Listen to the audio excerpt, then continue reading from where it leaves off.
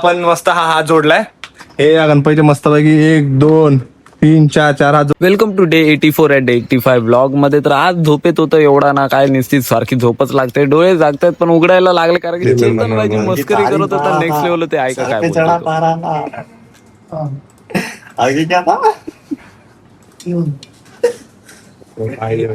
पूर्ण पाहिजे लक्षात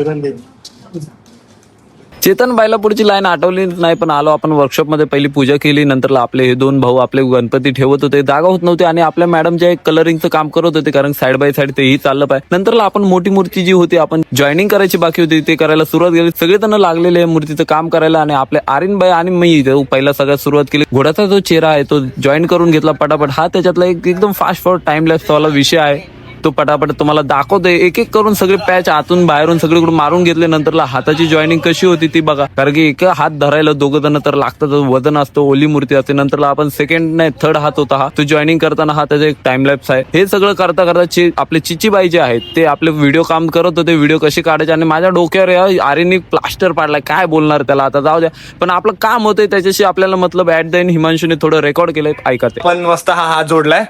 हे या गणपतीचे मस्तपैकी 1 2 3 4 4 हात जोडलेले आहेत आणि हा घोड्याचा चेहरा जोडलेला आहे.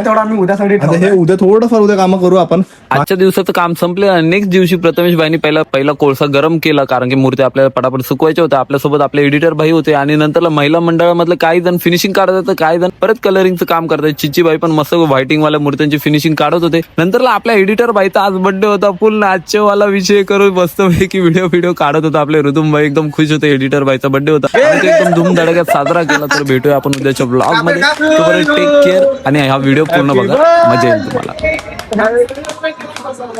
Happy birthday to you.